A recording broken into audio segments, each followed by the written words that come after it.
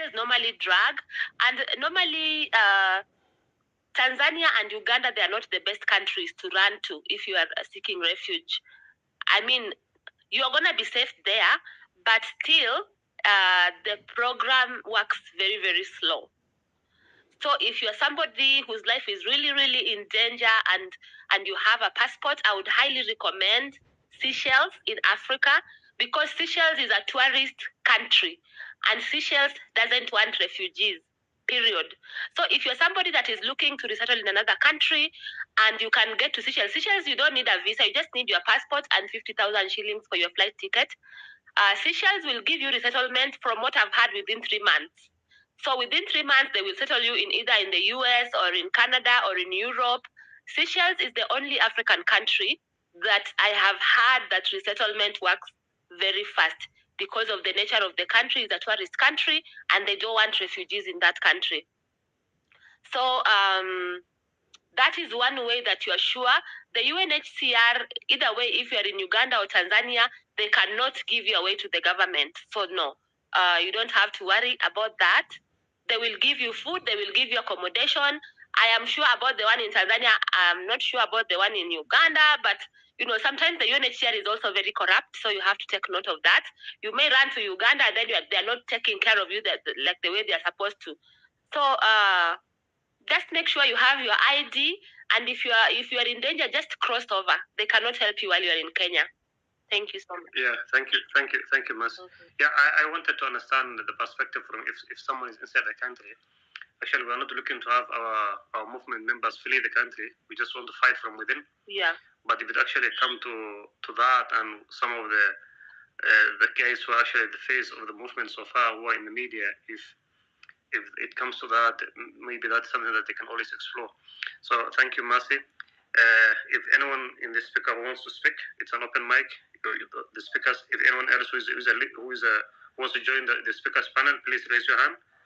I'll bring you up.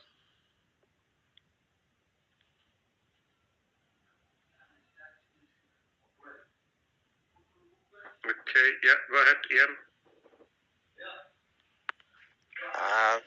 Hi guys. Go ahead, Ian, we can hear you. Okay. Thank you, Mohammed.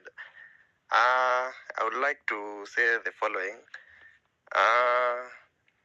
I think also when we are fighting for whatever we are fighting for, and as we progress in whatever we are looking forward to, I guess it's time we also face the reality. And the reality is we can't do a regime change by just merely speaking. The fact is we can't do a regime change by every time going to the streets. That is a fact. And one fact also that we shouldn't run away from is we have classes in Kenya, and the political class in Kenya are the elites of Kenya, and the richest 1% of Kenyans are richer than 99% of all of us. So money-wise, financially-wise, state machinery, those guys have it. And if we really want to beat these guys, we have to be organized, because these guys are so organized. They know what they want. They know how they can play their things. And we saw the other day even the president. Politics is a game of self-interest and self-preservation. And if we really want to have a big impact, make institutions work, make things run accordingly, make the impact be felt by many people, especially the unemployed guys and people who feel that the systems are not actually working. And the systems, meaning the institutions, are not working, and a lot of things are not working to benefit all of us. And so I guess we should just be really organized. And by being organized, I mean we should have a person who speaks our language, who understands us, a person who we can front, and And it shouldn't be anyone who has been to the political class. Case scenario, look at the US. How did Donald Trump clinch the presidency? He has never been in politics. He has never been a senator. He has never been in House of Congress. He went from being a businessman to clinching the presidency. And it wasn't a small feat, but just look at the steps he took. He was organized. He took it seriously. He spoke to the hearts of many people, and he didn't have propaganda. He attacked the political class for who they were. He went for them. He went for them personally. He went and deconstructed them. He did it, and he didn't use violence as most of us want. He didn't use misinformation. He didn't use propaganda. He went for the real issues.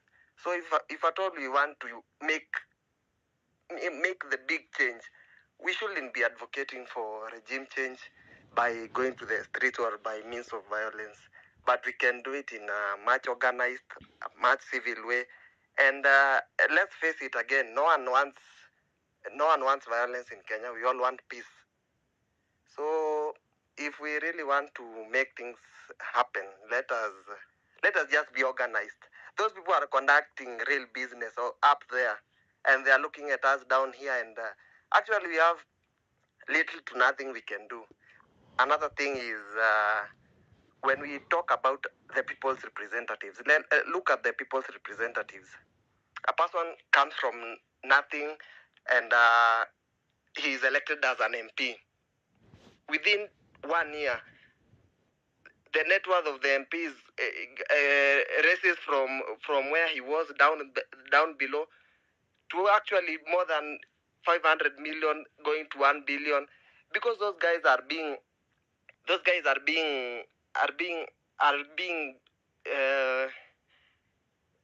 CDF money is being put to them as if it's their own money to conduct business, to do things, and then they use their names as if it is their money. Those are the things we should be working on.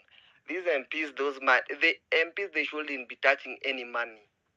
They shouldn't be touching any money. And that is where the problem is, because definitely the president, okay, let us, when we look at how laws are made in Kenya, when the president wants to maybe propose something and maybe it has to pass through parliament, the parliament definitely is captured by the executive.